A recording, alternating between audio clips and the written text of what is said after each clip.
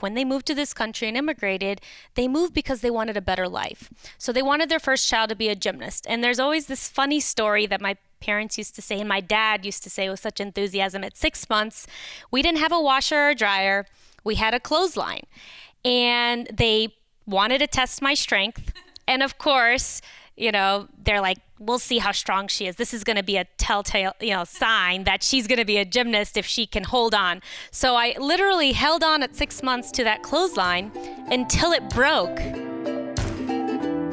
This is episode number 36 with Olympic gold medal winning gymnast Dominique Moceanu.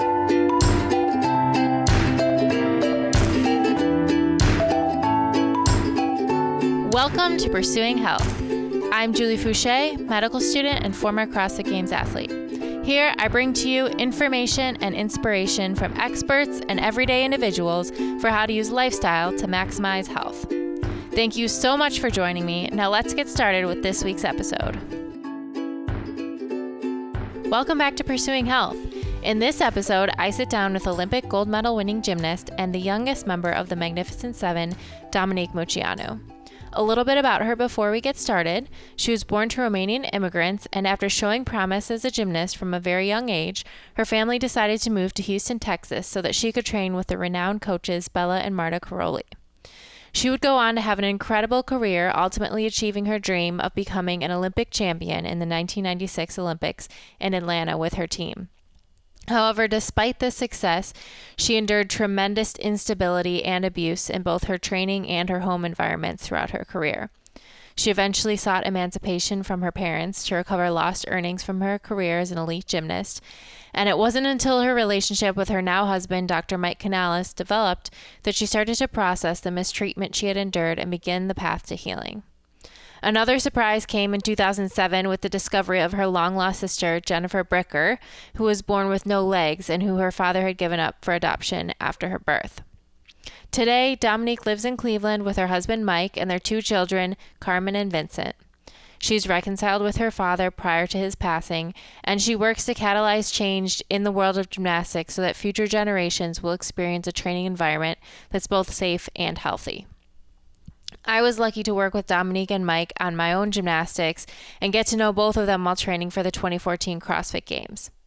I spoke with Mike in episode 2 of Pursuing Health shortly after he repaired my torn Achilles tendon that I sustained at the 2015 CrossFit Games regionals.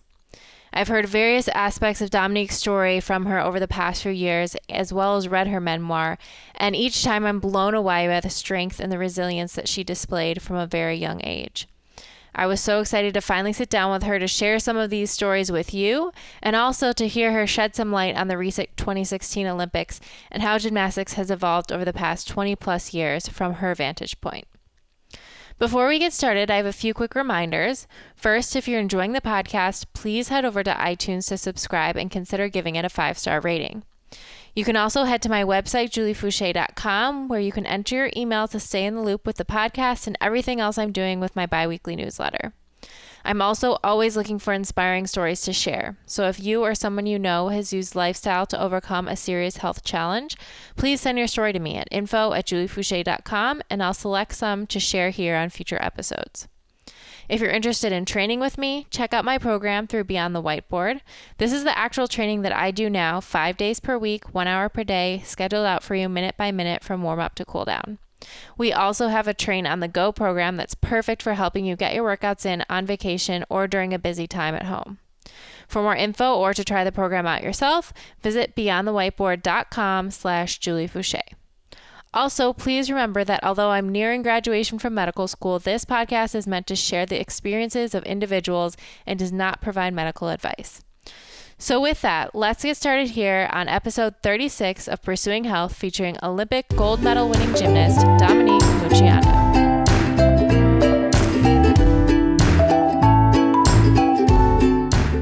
Welcome to Pursuing Health. I am here with Dominique Moceanu. We are here in her home, so thank you so much for having me. And I'm happy enough, or lucky enough, I guess, to call you former coach, mentor, and a friend. And I'm very excited to finally sit down and have you on the podcast. Thank you, Julie. Happy to be with you. Thanks.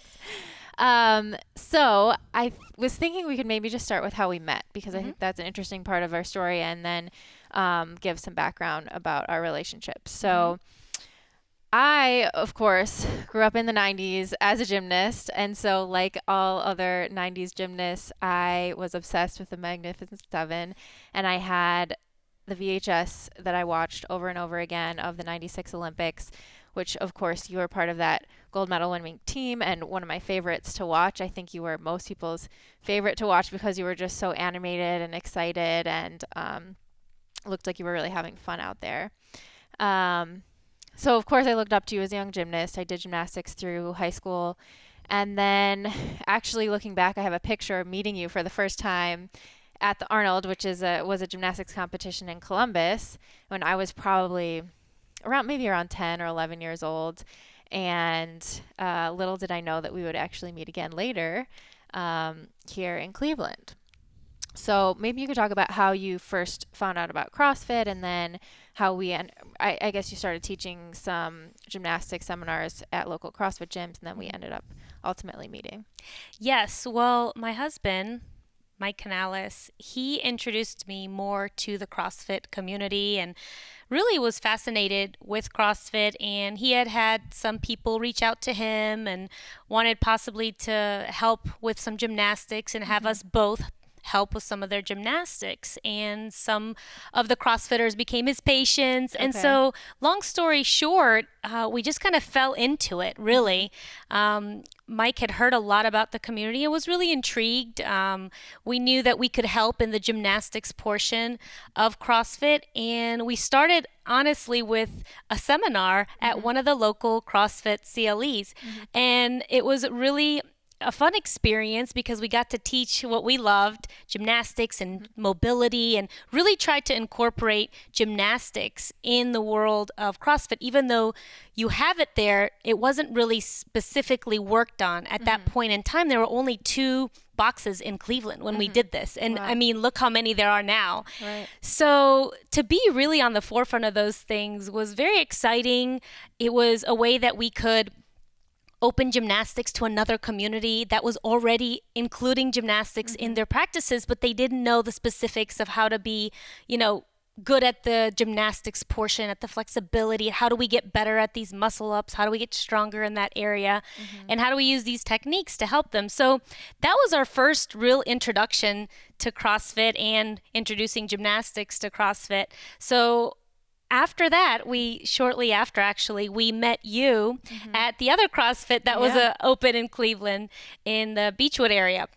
So we took a picture, and I know that Mike was talking to the owner at the time, and he's like, oh yeah, I would love to have you guys come in and possibly teach us a little bit. We really want to kind of expand our knowledge in the gymnastics realm. Right. And Mike and the owner had talked for a while, and then you came in not too long after that, and really we just kind of started to hit it off. And I remember the really cool picture that we took.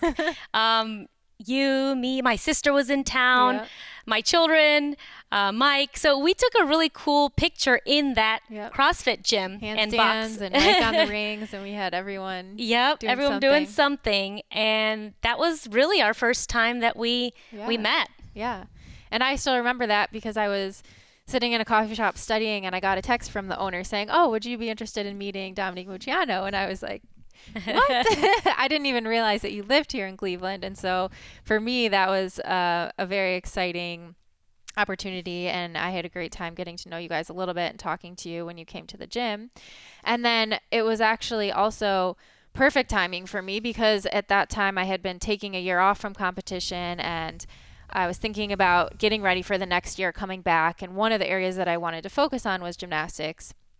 And I had tried some other gymnastics coaches that were more remote coaches, and I realized that this was one discipline that you really needed that hands-on coaching and the feedback in real time. And I was like, who is going to be in Cleveland that could teach me gymnastics? There's no real big college teams here. Like I didn't know who to go to. And then right at that perfect time is when you guys came into my life. So it was sort of very perfect timing. And then shortly after that, we started working together on about a weekly basis, just where I would go to the gymnastics gym with you and Mike, and you would help me with my gymnastics skills to supplement all of my CrossFit training for my 2014 season. Is there anything, I know that was sort of your first experience with CrossFit competitions during that year. And is there anything, as you're looking back and reflecting on, that surprised you, or anything about the gymnastics that is in CrossFit that really surprises you or excites you? Well, I think when I look back, and you are such a unique athlete, I think, in the sport itself, that I just feel very fortunate to have been able to work with you, because your drive and dedication and just your discipline was tremendous. And that's what I see in a lot of high level gymnasts. So I see a lot of crossover. I see a huge tight knit community. I see a lot of that in gymnastics too. I mean, when you love something, you love something. And you see that with the CrossFit community. You see that with the gymnastics community. And so it's very interesting. They're parallel lives and parallel worlds, but they cross over in many, many ways when it comes to the dedication, the hard work, the pushing your body to the limits, pushing your mind to the limits. So I really got a sense of that when I went to my first CrossFit Games, watching you and helping you in the sidelines. Mike and I would be like, okay, when can we talk to Julie? When can we go outside and meet her? Okay, we're going to go meet her by this tree. And I'm like, okay, this is interesting. I've never done this before. Right. But it was a unique experience. But all in all, our gymnastics training helped us for this. I do believe that the paths cross over in so many ways. And I think your mental toughness probably helped because of gymnastics. I think you were able to carry a lot of that over. And as you've told me in the past, a lot of gymnasts really do well in CrossFit because you are a well-rounded athlete. I believe when you are a gymnast, you train every single part of your body essentially and your mind. So any sport you choose to do after, I believe you have a huge advantage. And I guess that just came more to the surface when we worked with you, and it just showed and proved to me that everything I always believed was true. Our sport is such a great foundation for anything you choose to do afterwards in life. And it stays with you. And you can build upon those skills. You can expand upon those skills. Like today, I feel like I can still do things. I threw an aerial not too long ago and I couldn't believe it. Because if you maintain your strength in your body and your flexibility over time, you can do things you never thought. You were a better gymnast when you were older because you were stronger. Absolutely. Remember when you threw the Rudies off of the board in the gym? When we were doing that and you saw your gymnastics ability, you're like, I wish I was stronger back in high school because it would have helped. And I see how being strong attributes to some of the greatest gymnasts in the world and athletes. Like being physically strong and physically fit helps you in anything you choose to do. Absolutely. And I want to talk a little bit more about that later too, because I think that's an interesting thing that's going on now.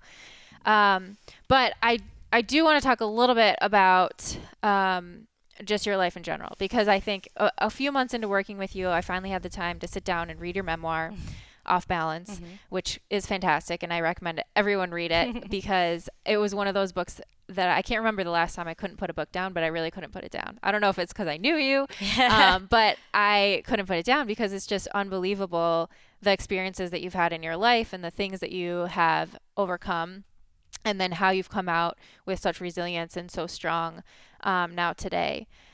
And so I want to talk about some of those things, but I was hoping that we could start out with just at the beginning, when you fell in love with gymnastics, what it was like for you as a very, very young girl, because I know you started very young, and how you knew that this is something that you were made to do.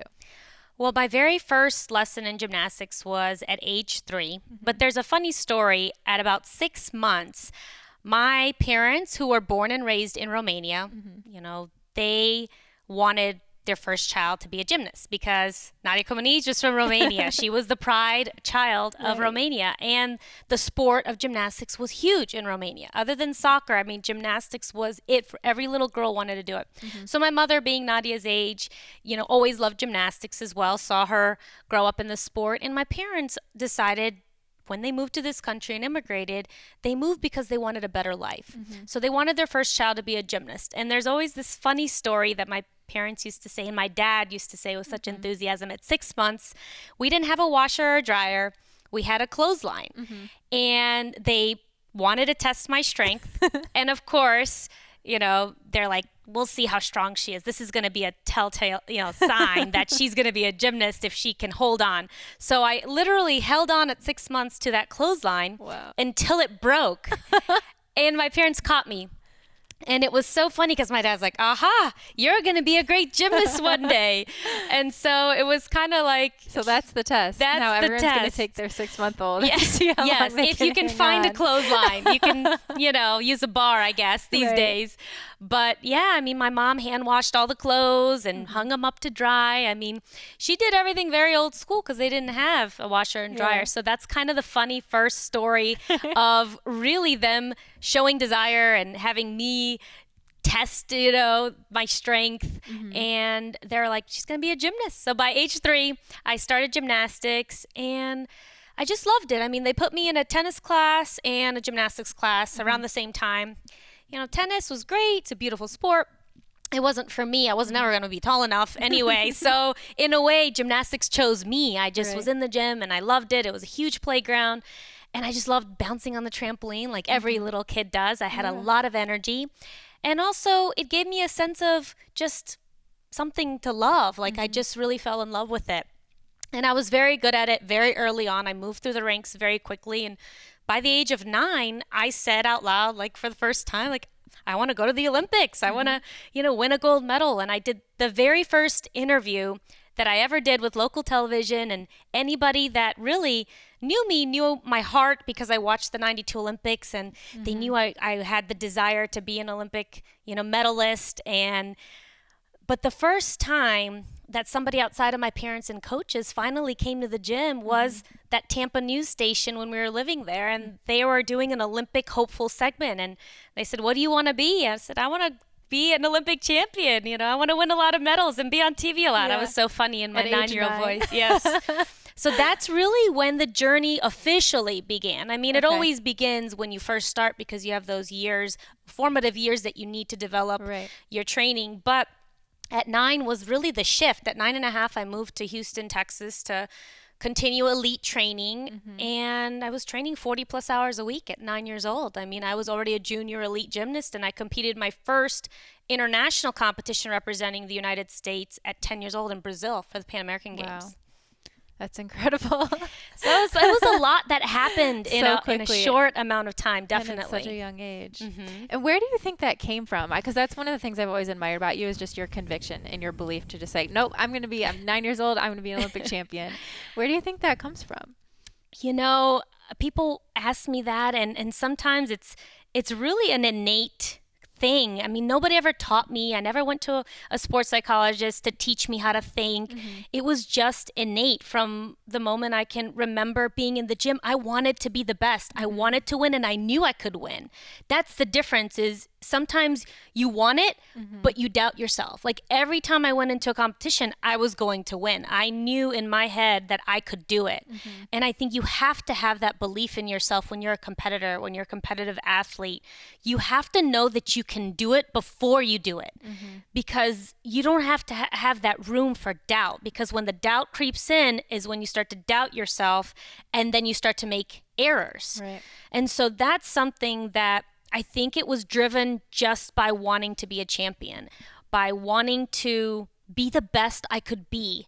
Every single day I went to the gym. It wasn't always easy, obviously. There were times I felt like, okay, I'm burned out. I've had enough. I don't even want to be in the gym anymore. But ultimately, that desire to accomplish things that had never been done before, to be a champion, just that sheer will. And I think a lot of it was innate. Well, that's something that I know you and Mike worked with me on while you were coaching me, and I appreciate it because that's something that I don't think came quite as innately to me, and to some people it doesn't, but it's something that I think applies whether you're an athlete or in anything else in life that you're trying to achieve, is having that belief in yourself and that ability to shut out all of the doubts to be able to accomplish it. Yes, it's a skill you have to learn. I mean, some people have it innately, but through sports psychology nowadays, you have so many more tools than we used to have. So there are ways to train and develop that. Just most recently, I know Simone Biles, who's the current Olympic all-around champion, she was having trouble with doubt and challenges by the age of 13, her mom said, you know what? I think what we're going to do is get her a sports psychologist because she couldn't get through that, doubt period. And ever since she went to that sports psychologist at the age of 13 on, she never lost a meet. That's amazing. Because she trained her mind to have confidence. And so you're seeing in this modern day that actually is helping even the greatest gymnast in the world right now. So you're seeing that there are ways, if for some reason you may not have had it naturally, there's ability and there's a way to get there. And so no one should ever be discouraged because we have so many tools nowadays to get where we want to go. Absolutely. And it's so interesting. I read that too, that at one point her coach even pulled her out of a meet because she was just doubting herself so much. And that's the point where she ended up going and seeking help, and now she's, unstoppable. So it's very cool to see that, and that it can be learned. And speaking of that, I want to talk a little bit about, the next phase of your training. Your whole family moved to Houston for your training to be with, in the best environment with the best coaches so that you could go to the Olympics. But during that time, it wasn't exactly what you expected. It was a very different training environment. You had a lot of challenges, both at home and in the gym. And you were training with the Corollas. And now we've just finished watching the 2016 Olympics. We've been hearing a lot about the Corollas because it was Márta's last season before she retired. And the girl, they still have been very involved in USA Gymnastics. But it looks like a very different picture right now. And you see these unstoppable teams, which of course your team set the stage for in 96 by being the first team to win gold. The girls seem like they're really thriving. They seem like they're having fun. So I was wondering if you could just maybe compare and contrast some of what you went through and what it took, some of these growing pains for the USA Gymnastics system to get to where it is today, and how it is different for the girls that we're seeing on TV today. Well, in our time period, you have to remember the Karolyi's, they retired 20 years ago. Oh, that was probably their 5th retirement at the time, but they retired. Carrie Strug and myself were their last personal gymnasts that they trained. And they only trained us for a short period of time. So really, I had many, many coaches that I credit that have developed me and shaped me to the point where that got me to the Olympics. And then beyond, I had different coaches as well. But the time period then was very different because the Corollas had personal gymnasts that they were with every single day. That is very different than going once a month to a training camp where you have a national team coordinator, but all the gymnasts have their personal coaches. We are not giving as much credit to the personal coaches. Yes, a semi-centralized system is good in a lot of ways where you're seeing these girls have more camaraderie.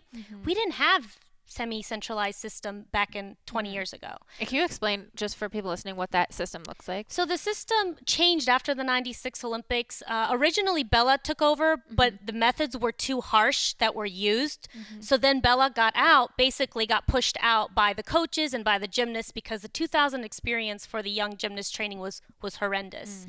And I was at some of those training camps. It was really, really bad when Béla had taken over because he was just going to be just as brutal as he was to his individual athletes.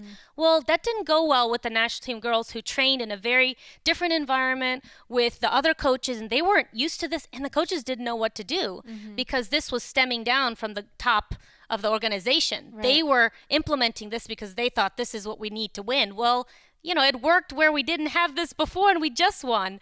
So this overhaul wasn't necessary to be so extreme initially. So that pushed Béla out from being the coordinator, and then Márta eventually came in. So these semi-centralized systems mean that the national team, where the national team trains for gymnastics, is a central location. And all of the ladies on the national team and their coaches come once a month for training for 3 or 4 day camps. So then they started, because they knew in America they couldn't have a communist system. But what was the next best thing? They wanted to have some kind of training camps to build camaraderie. And so that's why you can't pluck kids away from home at 5 years old like they did in communist Romania. Right. They were trying to implement a system similar, but because we have different rules and regulations in America, you can't do that. So what's the next best thing that we can get everybody together? And I think this is why the semi-centralized system got developed, because they wanted to start having USA be more of a powerhouse in gymnastics. Before we won, it had never been done. So the Russians and Romanians and even Chinese at times, they were always our nemesis. I mean, they were our arch rivals. We could never really get there. It was so close. But then we did in 96 and we broke through. And so achieving this success, I mean, in the United States at the Centennial Olympic Games was huge. And the gymnastics community wanted more. So they didn't want us to disappear again and drop. So when the system got developed, it had some rough patches. When Béla took over in 2000, it was not good. So then they changed it, and then Márta started taking over. And there are still some brutal things that happen at those training camps. But there's a buffer now because the personal coaches can protect their athletes a little bit more. So Márta used to go down on the floor, but now she doesn't. She's always in the stands. There's a reason she's been pushed out there, you know. So she's more at a distance, but when the national team camps are held in her own backyard, now it's the national team training center. I mean, that's a huge advantage for them financially, but also they did build some camaraderie among the gymnasts, which was needed because the secrets from the other parts of the world were not being shared when you're training individually at your own gym. So when you're coming to these camps, now they're sharing secrets, they're sharing techniques. All the countries that basically folded under their communist structure, the former Soviet Union collapsed, former communist Romania collapsed. So now a lot of these people wanted to immigrate to the United States who had gymnastics knowledge. So when you see the elite women's program, it has a lot of diversity from all over the world, Chinese, Romanians, Russians. All of these coaches have now infiltrated our program, which is in a good way and not infiltrated in a bad way, but they share knowledge now that was never there. When you had your coaches and didn't have a national team camp where you shared the knowledge and you knew what other girls were doing in the country, you were working blindly sometimes until you got to the competition. You didn't know what the girls were doing and you were always pit against each other. Now they're trying to create more of a unit with the American team, which is, that part of it is good. And I think it's helped the girls create a tighter knit bond because they see each other more regularly. They know what they're going through at the camps. Not to say that there aren't harsh methods and treatments sometimes, but they have that protection. If they have a good coach, they're much more protected. If there's a coach that sometimes falls in that line of, you know, they treat their athlete kind of not that great, well, they kind of sometimes, you know, have the bad end of the stick, so to speak. But for the most part, that's why things have gotten better. Over time, they've worked out the kinks. Márta has learned where to step back and has also tried to overstep her bounds. But I know that some coaches are like, no, she's not doing that. And so that's part of the success. It's not only because of one person. It's in spite of the whole situation, but also coaches are now coming and speaking more up for their athlete. They're sticking up for their athlete. And there are good things about doing pressure sets from the moment you get to camp. There's a lot of pressure, but there's also been a lot of injuries that people don't know about. They've been hidden because they don't want you to hear about those things because then they're going to say it gives you a reason to critique the camps. But really, I mean, they're trying to be a little bit better on top of things, but trust me, I've gotten the texts and I can't, you know, out my sources and out the gymnasts that confide in me, but they're like, this is crazy. She's acting crazy and I don't know what to do. And I'm like, well, your coach will stick up for you. Don't worry about it. You know, you just do what you feel safe with. She's like, I'm not doing a full routine and she wants me to do my legs are dead. And, you know, these kinds of things. So I hear the whispers behind the scenes. So I have a lot more knowledge when it comes to this stuff than what is just presented on television. You present this narrative on television during the Olympics that she's the person that's coaching them every day. And that's not true. It's a person that's heading the camps, the camps are in their backyard, it's a national team training center. It's a team effort. How much credit did you see the individual coaches get during the Olympics? They're the ones spending every single day with the athletes. But this narrative, and they're such recognizable faces, television has wanted to keep this narrative for so long and create this huge, moment for these coaches. And I get it, but they were retired a long time ago, I mean, it's not to their credit, like they have some magic wand that's like, okay, you're the only people in the world. Actually, they've harmed more gymnasts. If you look at the lineage of Karolyis gymnasts, how many talented gymnasts they plucked. They got to choose from the best of the best. Yeah. And every single one of them had fractures and injuries going into the Olympics. Every one of them. And they made major mistakes. Why do you think that is? There's a track record. There's a pattern. That's why they could not get their own personal gymnasts to be at their healthiest mind, body during the Olympics. They did things that were not 100% keeping up with the times. They had old methodologies from the communist days and brutal, routines, numbers. And really, you needed to think and get people who had more education in nutrition and just told us not to eat. Right. Well, that's not going to fuel our bodies. I mean, I was 4 foot 475 pounds, and I had a stress fracture 5 weeks before the Olympic Games. Why on earth would that happen to a healthy 14-year-old little girl who's light, who's lean as can be? There was no reason, and that almost had my Olympic dream hanging in the balance. So when you look at the track record, are these, coaches good or not? Well, they've left a lot of broken gymnasts. I mean, they have left a lot of gymnasts from the past scarred, hurt, broken into pieces when they left the sport. I don't think that qualifies as great coaching. I'm sorry, but that's the truth of it. There may be some good methods that they had, and okay, they're really good when it comes to some numbers. Okay, you have to hit and be able to hit under any condition, and that's what Márta was doing with these girls when she prepares them. She puts them in every kind of pressure situation. Okay, that part I understand, but that doesn't mean you know everything, and you should get the credit for all the coaches that are working together at these camps. And so that's why I feel like sometimes it's mischaracterized on TV, and some of these girls are not going through what the past generations have gone through. That doesn't mean that they're not going through their own things, but stuff that they'll never talk about publicly because a lot of them are scared to. I mean, there is a little bit of a culture of fear sometimes too. People are scared. I mean, some people are like, I don't want to say anything. I don't want to be alienated. I don't want to be ostracized. I'm just going to pretend everything's awesome because it's the easy road. It's always the easy road to say everything's great. But I see the scars. I see when the girls call me and text me and say, look, something happened 20 years ago that was really, really bad. Like, how do I deal with this? I'm finally to the point where I can talk about it. I'm still scared to talk about it publicly, but how do I address it? I get those calls. So I see the sport through a different lens than most people. And I think that's the comparison and the contrasting and, talking about all the changes that have happened. They've done some things, okay, but when you're looking at like the greatest coaches in the world and what they've been able to do, they don't leave a trail of broken athletes. I mean, I cannot say that that's a qualified great coach when you're leaving a trail of broken gymnasts' mind, body, spirit. I mean, so many of their gymnasts had the ability to be the all-around champion, and very few were able to get there, out of all the gymnasts they trained. And that was in spite of the training, because that was whoever survived and endured the most and wasn't broken mentally by the time they got to the Olympics. And even if you were, you still pushed through. And I did it in spite of everything that had happened. Right.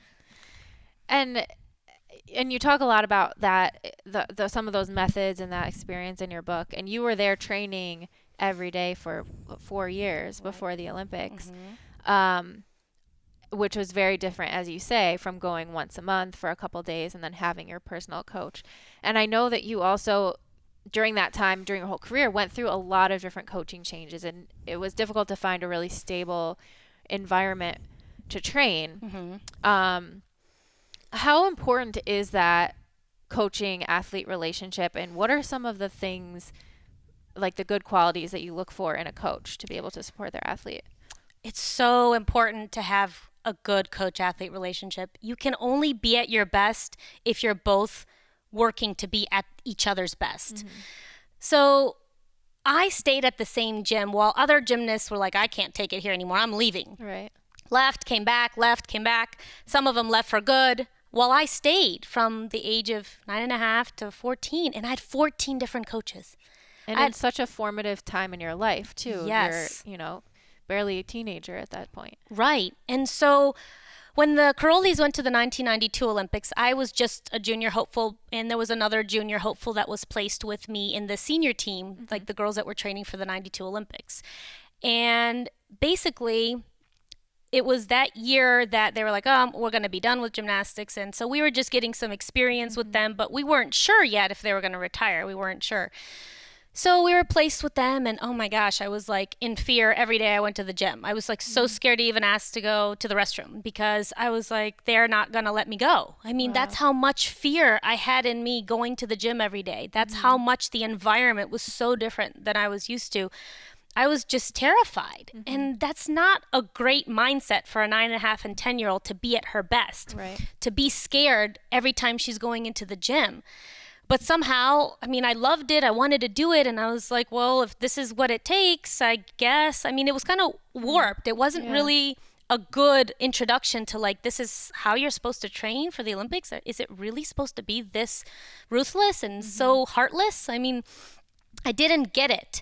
But at 10, you're still trying to figure out things. You don't know. You don't want to tell your parents they just made the sacrifice to come to this gym to train for your Olympic dream. They picked up and moved their entire family for you. What are you going to say? I never told my parents half of the things. Even to this day, I never told them half the stories.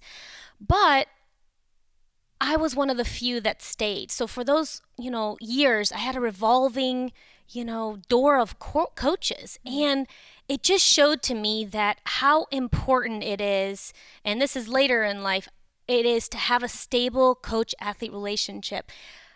There was no reason I should have succeeded, considering the instability I had in the gym. I mean, how many people stay at the same gym and have that many different coaches in a period of 4 years? Wow, yeah. That's a lot. I had one coach from Kazakhstan come for 2 weeks. He was like, I'm out of here. He didn't even say goodbye because he didn't like it. He didn't like the environment. He didn't like, I guess, maybe the owners, Karolyis. I don't know. I never fully knew, but there's a reason people kept leaving. I mean, coming and leaving. Right. There wasn't stability.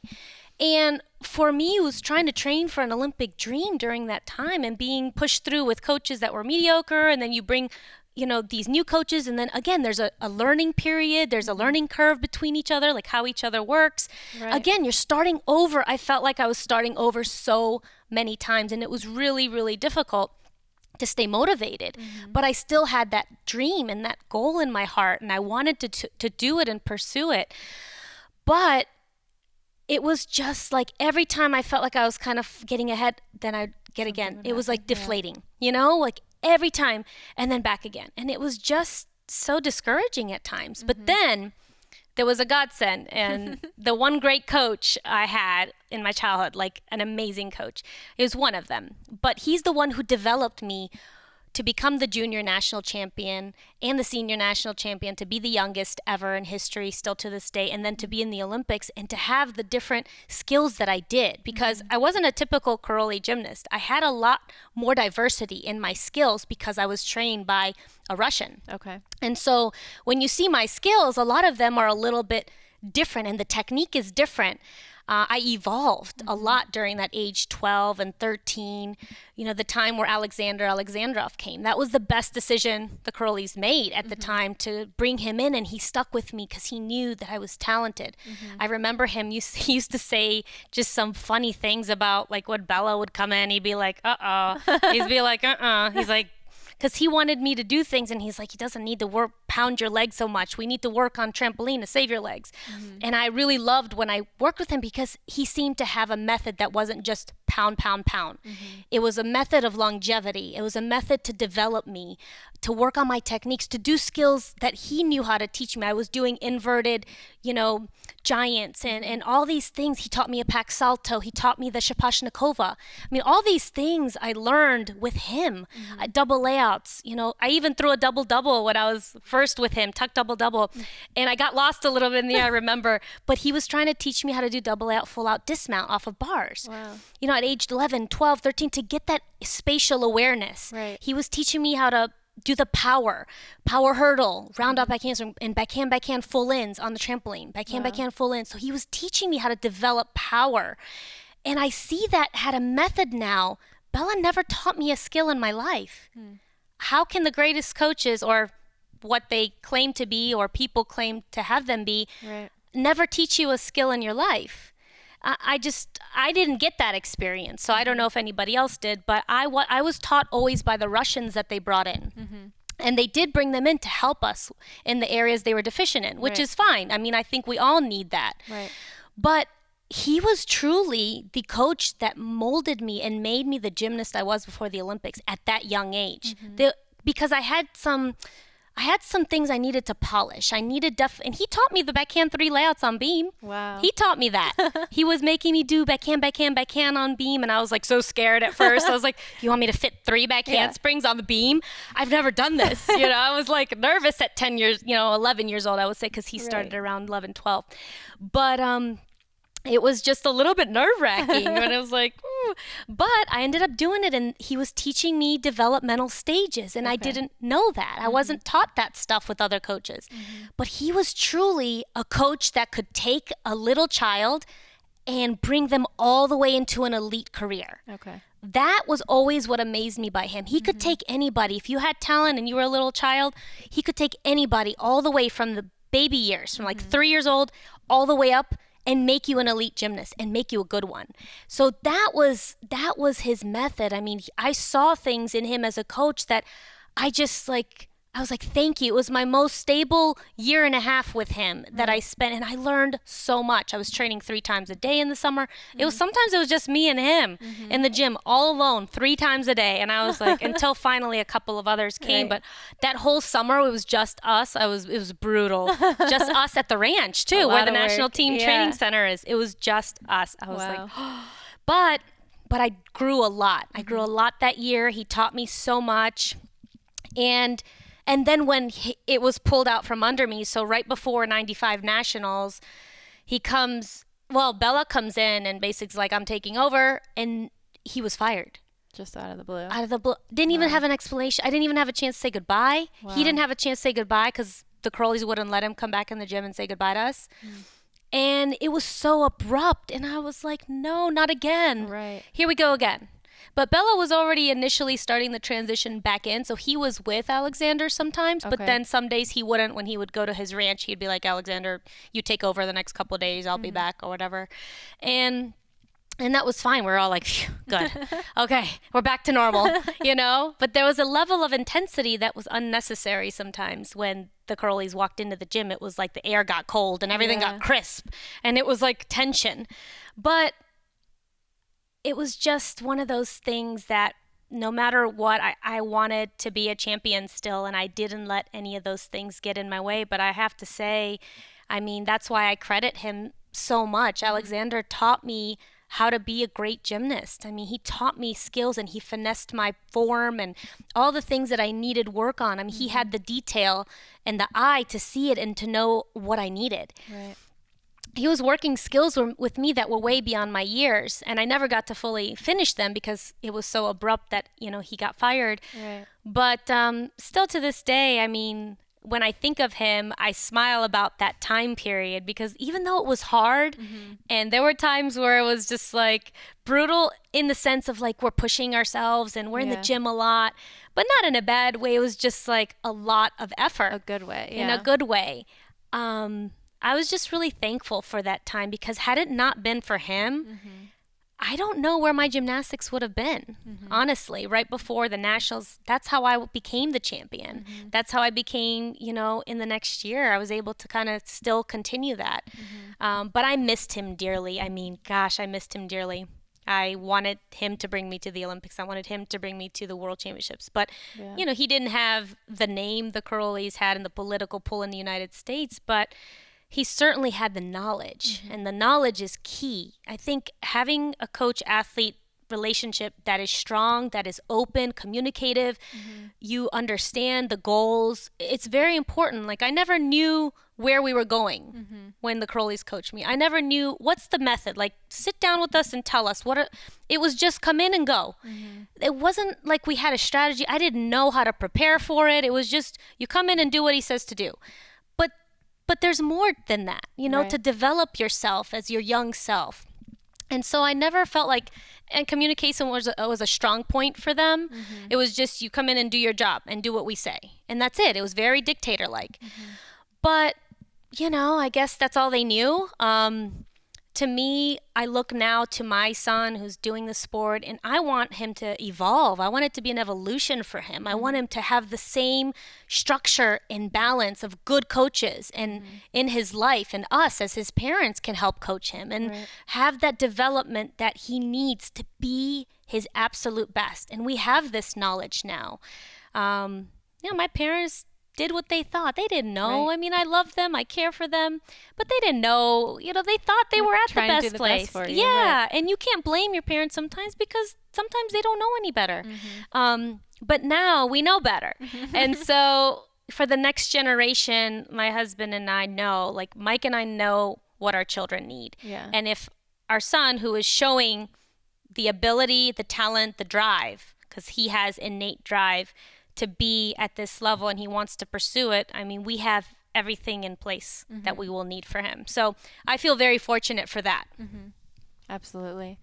I think, and one thing you touched on a little bit earlier that I think is so interesting to compare and contrast is you talk about, and you hear other athletes from your era talk a lot about not getting enough nutrition, not being able to eat, being really almost like stunted in your growth. I think you said after the 96 Olympics, you had a huge growth spurt and your body changed dramatically. But now we're seeing athletes, I noticed it was very dramatic, the United States team in comparing to some of the other teams at the Olympics this year, and just how fit they looked. They looked very strong, very powerful, very healthy. And in sort of as a result, the skills that they're able to do are just so powerful, and they look so much stronger. So I was wondering if you could comment on that and how that aspect of the sport has evolved and what it's enabled the athletes to do. Well, the sport has evolved, I believe, in the body changes that we see today. Obviously, other than Mary Lou, she was very powerful in 84, but she was more a rare gymnast of that time period. You saw more petite and very slender gymnasts, but she had the power that you're seeing a little bit more of today, but even evolved from that. I believe it's the code of points that has really forced the gymnasts to become more powerful, the demand of what's expected, and this open-ended scoring system. If you don't have those powerful legs, how in the world are you going to do a double-double, second, third pass, double layout, third pass? I mean, that was unheard of. That was usually a first pass. So you have to develop such a conditioning these days. And we were very conditioned, but it was very different. I mean, we still had double-doubles thrown. Remember, in the 1988 Olympics, we had double-doubles thrown, double layouts. I mean, we had hard skills still done then. It's just we're seeing the development of bodies be in a different place nowadays. But the skills were still being done back in the day, with the exception of Simone, who's really pushed the envelope. A lot of these skills were done a long time ago. So now you're just seeing more of them done, and more common, gymnasts, doing them. And so they're evolving. But Allie and Simone certainly have stepped up the game with the level of difficulty throughout the routine. But if you don't have the strong legs like they have, you can't do those routines. You can't do a double layout as your second or third pass. There's no way. You're seeing the Chinese gymnasts, their bodies are still the same. They've always been the same because their communist system, they pluck them at an early age and they look for specific measurements. And if you're always looking for a specific measurement, you're always going to get the same type of result, right? So that's why you're seeing the Chinese gymnast bodies not evolve, because they're in a communist system that actually plucks in a very systematic, mathematical way. Now, if they let more body types in and change their weighs a little bit, you're going to see a development, because there's people there that are tall, and, you know, even though it's more rare, there are people that are tall. You see the volleyball players. And so it's just the way they choose who is allowed to do the sport in China. That's why you're not seeing too much of them be a lot bigger, because this is what's worked for them. This is the body type they usually look for. And every now and then you'll get a little bit of a different body type. Like there was a gymnast, Cheng Fei. She was a little more explosive and powerful, and she grew, but she was always small and then had a huge growth spurt as well. So, you know, in our sport, you know, we're lucky here in our country to be able to have anybody who wants to do gymnastics. And if you can rise to the top, it doesn't discriminate against any body type necessarily anymore, because you're seeing all shapes and sizes welcome, much, much more. But also, if you can handle the load, no one's going to be like, oh, hey, you can't do this. Right. If you can handle it and your body type is a little different, then they're going to let you go. I mean, if you qualify and you do the routines, what is anybody going to say? Right. If you made it on your own merit and you can hang, that's a good thing. It doesn't mean behind the scenes they're not being ridiculed about their body weight. Of course. Just so people are aware. It still happens. I mean, I know coaches that have done it in the last 8 years in both Olympics and in 2000. I know personally coaches who have coached the Olympic girls on the team. I know which ones. I'm not going to out them, but I know they're telling them, you need to lose 5 pounds before the Olympics, you know, and they're harping them. They're so obsessed about being skinny and like being lean that they're afraid to eat. They're afraid to eat so they don't gain weight, because they're like, I don't want my coach to see me fat at my wedding. Right. Oh my gosh. I'm like, that's a long way away, but okay. But they have it so drilled in you. They're so scared to be fat. Right. They're so scared to be, you know, a little bit heavier than they are. Well, it's unrealistic to be like you were in your peak shape of your life all the time. But they're not being told like a realistic measure. Right. They're being told the skinnier you are, the better. I mean, there's still that stuff going on behind the scenes. So it's not like perfect. I don't know if it'll ever be. But if we can get our coaches more educated on nutrition and a healthy approach, I mean, the elite women's program would benefit tremendously. They're still in the dark ages when it comes to that stuff, to be honest. There's still a lot of them in the dark ages, and they just look at how you look, and they don't really realize how to fuel your body. They just say, don't eat pasta, don't eat bread, don't eat carbs, and also you're too heavy, so you need to lose 5 pounds. So stop eating. So basically, that's what it triggers in your mind as a gymnast. I mean, I was getting weighed by some of my coaches 3 times a day. Wow. How unhealthy is that? I was also being weighed at one of my gyms that I went to in front of my teammates every Monday morning after the weekend. Wow. In front of my teammates, my coach would be there at her desk. She's in her office. And at this time, I was the most out of shape out of everybody, because I had just come to this gym and I was working on kind of gaining my strength back. Probably she should have let me do it privately, like me and her. But it was public humiliation. Wow. I got on the scale. She says the number in front of the whole team. Oh my goodness. And you're stripped down to your leotard, and you get in front of, and then the whole team knows how much you weigh. And you're like, well, this is really embarrassing on a Monday morning. That's how you start your week. That's how you start your week, because she knew on the weekends that you would go out and eat. So Monday morning, like, well, that's how we hold you accountable. But it's humiliating. It's embarrassing. It makes you a little bit psycho about your weight. It's not done in a healthy way. And all I think we elite gymnasts and former elite gymnasts ask for is for it to be done healthier. I mean, there's psychological long-term effects from that body shaming stuff that's been done. Absolutely. And those methods were very harsh. I mean, I know so many gymnasts that developed eating disorders because of that. And because of when the coaches kept calling us fat. And I mean, I was humiliated at one of the national team camps. Béla called me fat in front of the entire national team. Wow. Completely. I wanted to crawl under the floor and die. I was so embarrassed. He's like, you're fatter than you came in. And I was like, oh my gosh. This was after I'd won a gold. After I'd won a gold medal. I was 18, 19. I shouldn't have been at that camp, but I was kind of forced into going. My coach should have said no. And then they just completely used it as a weapon to embarrass me. It was just awful. And so those kinds of things stick with you as a woman. I mean, you know, those things are what we need to shun and get away from. And it's masked a lot in our sport because people don't talk about it. It's masked, and only when we get us gymnasts together and be like, remember that time? Oh my gosh, that sucked. I couldn't even eat. Remember us sneaking food?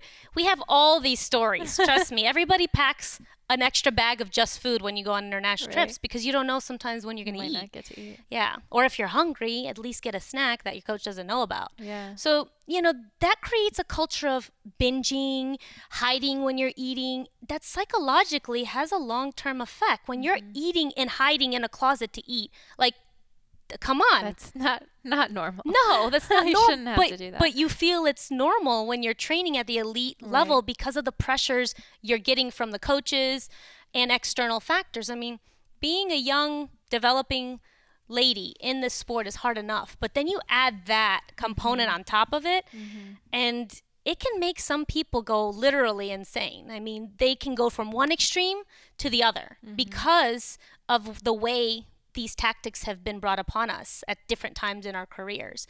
And I've seen it with so many gymnasts develop those eating disorders, and it's not something that our sport at the elite level touches upon enough. And maybe they think, oh, it's not our problem and not our business, but it is, because you're feeding the gymnasts at the national team training camps. And yes, you say that the menu's healthy. Yes, you put out bread, but you really put it out just for the coaches because you know the gymnasts are not allowed to touch it. So it's like, it's all a facade. It's all like, oh, nothing to see here. Look at the great food we have. Right. They're allowed to grab it. Publicly, that's what they say. Look at this. It's so well balanced. Yeah, and then the gymnasts get in trouble if they grab a bread roll. That's why I grabbed one when I went to the camp as a 24-year-old. I was like, I'm just going to do it because I can. Yeah. Just to like get back for all those years. Yeah. So it's a lot of mind games. Like people don't realize how much at that high level, there's a lot of mind games going on. And some ladies have a much better experience. Like you see Simone and her coach. Like Simone's coach was not afraid to say, nope, she's not doing this today. She was lucky because she was succeeding with less hours, less training.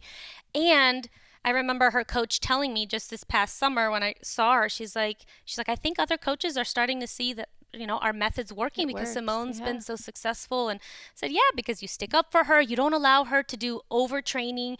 You allow her to continue to love the sport, and you don't body shame her. I mean, those are just some basic things that have allowed her to succeed and have a really good experience. I mean, that's all any elite gymnast can ask for. And they have been like so awesome for each other. I've really watched and really enjoyed watching them grow together. But it just shows you, and it goes back to that, how important that coach-athlete relationship is. Absolutely. And how they're not afraid to speak up for you and stick up for you when they need to. Yeah, it's beautiful to see that bond, and then to see all of her years of hard work pay off, and to see them sort of celebrating at the end of the Olympics this year. Thank you guys so much for tuning in. That concludes part A of my episode with Dominique Moceanu. Make sure you tune in and catch part B, where she'll talk more about the healing process that she went through in her relationship with her husband, Mike, and in writing her memoir. She'll talk about how she found out about her long-lost sister, Jen Bricker, in 2007, and what it was like to compare her own childhood experience with Jen's. She'll also talk about her approach to raising her children today and how she supports them to achieve their own dreams in a healthy way. And she'll answer the 3 questions that I ask everyone on the podcast. So make sure you check that out, and we'll see you over there on part B. To make sure you never miss an episode and to receive exclusive content from me, head to my website, juliefouché.com, where you can subscribe to my email list. Also, don't forget to share your stories. If you or someone you know has used lifestyle to overcome a serious health challenge, please email me at info@juliefouché.com. I'll choose some of these inspiring stories to share here on the podcast in future episodes. If you like what you hear, don't forget to subscribe and consider giving the podcast a 5-star rating on iTunes. Also, don't forget you can train with me by visiting beyondthewhiteboard.com/juliefouché. I always love hearing your feedback, so please leave comments under this post on my website, juliefouché.com, and share your thoughts on social media with the hashtag JFHealth. Thank you again so much for listening, and I'll catch you next time on Pursuing Health.